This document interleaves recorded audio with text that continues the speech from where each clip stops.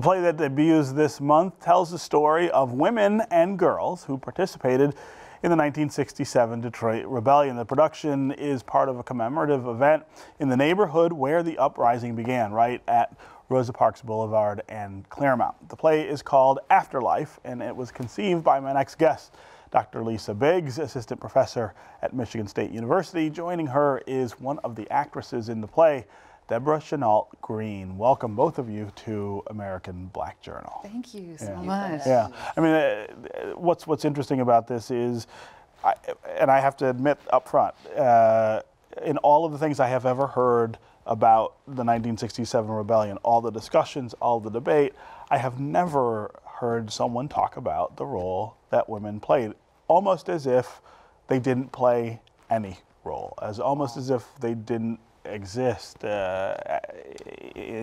the incident. And so obviously your play is not just timely, it's important in that it's filling in a gap of knowledge that I think is probably pretty widespread. It's my hope. One of the things that kind of drew me to the topic is when I moved to MSU in the fall of 2013 from Chicago, I wanted to learn about the history of the state, and I was immediately struck by the fact that the anniversary of the rebellion was coming up. Mm-hmm. But as I was reading, archives of the Free Press and the Michigan Chronicle and the histories, I noticed that women were not mentioned. Women, right? That they're certainly pictured alongside men time and time again. So I decided, to just start asking these questions about, where were the women and the girls? Yeah. And luckily, there are some published oral histories.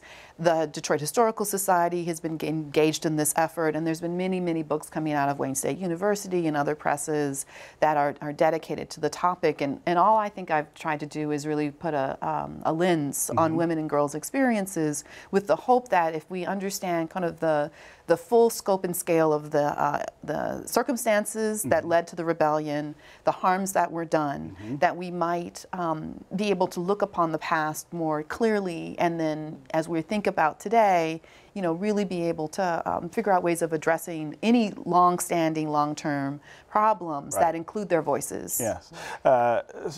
It's not a surprising fact that women played a pivotal role in the rebellion, not just as victims in some cases of the things that went on, but as organizers, right? I mean, they were in the lead in many cases. They got arrested right along with the men. Right. They constituted 10 to 12% of all the people that were held, so about 800 women and girls got arrested because they were out there.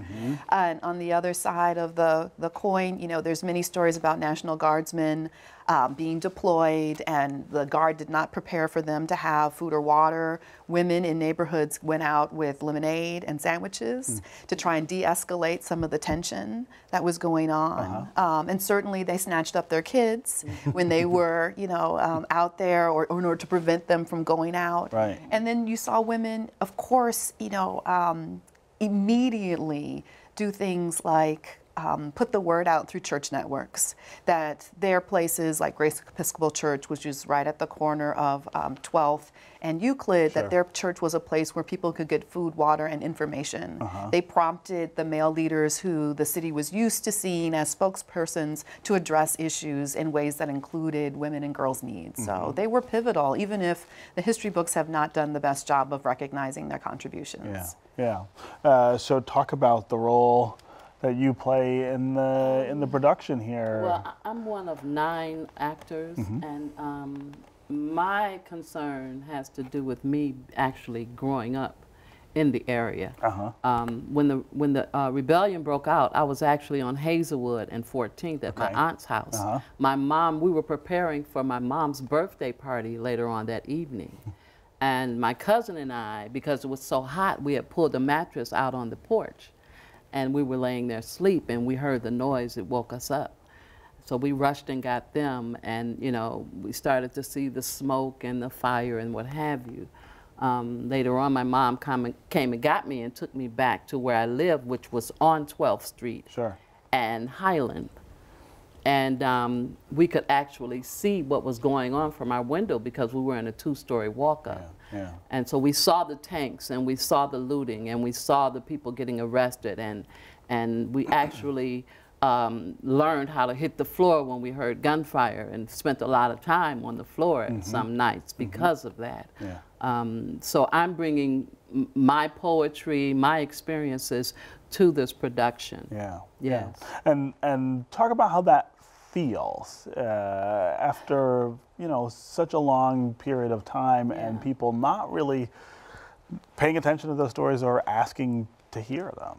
Yeah, well, it was actually a pleasure for me when Lisa asked me to use a couple of my pieces in the production.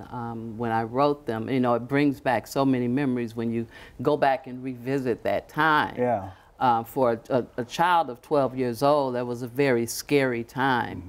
And you talk about what the women were doing. You know, I can remember the women making sure there was some sort of normalcy still maintained in the families, making sure everything was okay with the families. Sort of the role that women play all the time, absolutely, right? Absolutely. I can remember my church members being in prayer with New Bethel, Aretha Franklin Father's church, every night, and going up there, making sure they were back before curfew time, you know. So I can remember those roles of those women, and basically making sure they kept their children close. You know, yeah, we could go out and play, but we couldn't go far. We had to be, you know, where they could see us to make sure we were okay, and to assure us that we were going to be okay. Yeah. I mean, what a powerful gift to be able to give voice to this story and the others, right? I am humbled. I'm truly, truly humbled that the members of the Virginia Park community have embraced the project in the ways that they have. I never intended it for it to be like a little thing that happens at MSU. And then, you know, I always hoped that we would start working at it at MSU with my students who are Michigan natives, and many of them had never heard any of these stories. But the goal was always to, to share the little bit that we were able to create at State with the community, and then build upon it in myriad, deep and profound ways. So the majority of the cast are Detroit natives. There are a few people from out of town. That happens, you know, but the focus is on listening and creating really a space in which people can tell their own stories. Yeah, yeah. What are you hearing?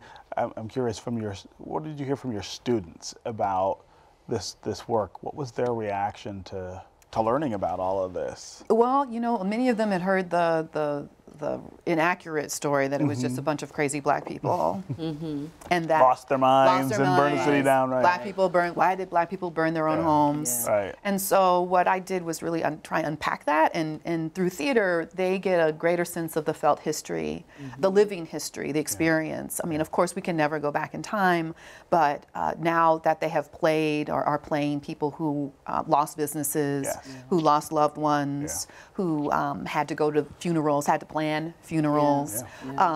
We're at the Fox Theater, you know, having a good time, and then you hear Martha and the Vandellas come on stage and say, "You got to go. You know, you got to get home. No way to get home." Having to run through the streets, have rifles put in their faces. You know, they have a much sense of the immediacy, but also some of the ties between the past and the present are much more alive for them now. And before we end, the times that people can go see the So last 2 weekends of July, the 20th, 21st, and 22nd, 27th, and 28th at the Joseph Walker Williams Recreation Center. Also a wonderful place in that community. A great center. Congratulations on the work, and thanks for being here. Thank you. Thank you.